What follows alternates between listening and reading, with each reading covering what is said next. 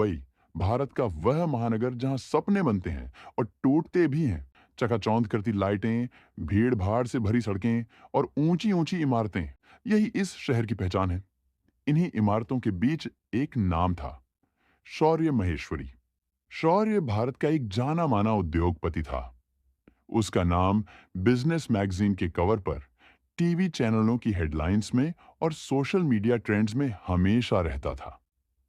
कई मल्टीनेशनल कंपनियों का मालिक, करोड़ों का टर्नओवर और सबसे महंगी कारें।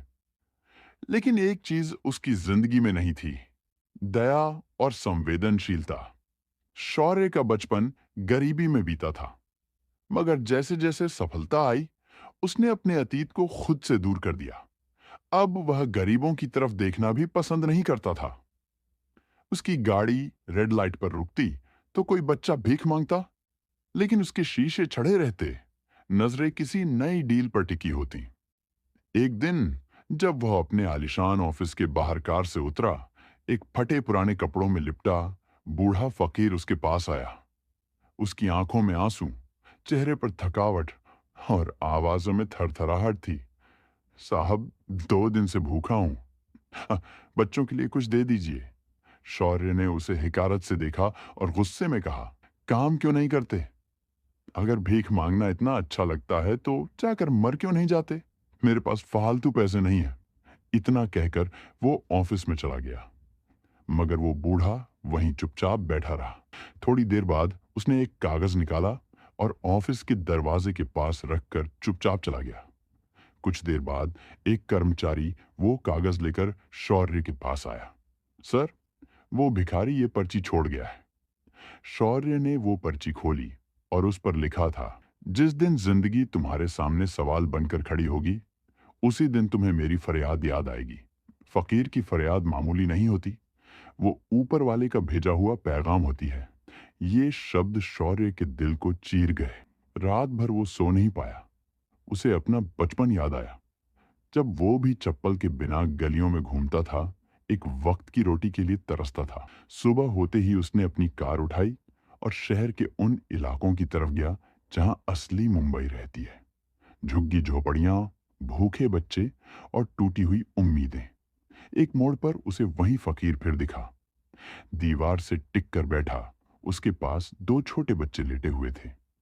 शौर्य उसके पास गया।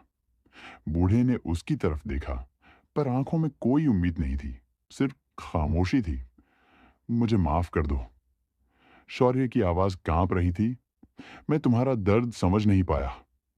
बूढ़े ने धीरे से कहा, साहब, माफी की नहीं, समझ की जरूरत है।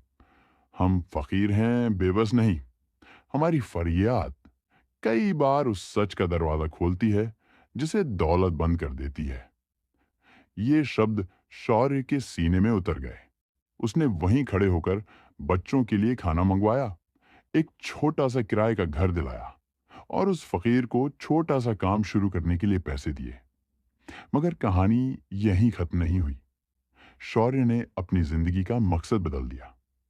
उसने एक फाउंडेशन की शुरुआत की, फकीर की फरियाद ट्रस्ट, जो मुंबई की झुग्गियों में जाकर गरीबों, अनाथ बच्चों, विधवाओं और बुजुर्गों की मदद करता है।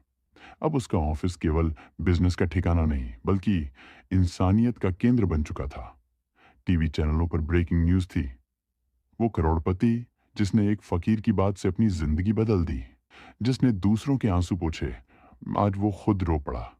लोग हैरान थे, क्या ये वही शौर्य महेश्वरी है? और हर इंटरव्यू में वह यही कहता, मेरी सबसे बड़ी तालीम मुझे एक फकीर ने दी।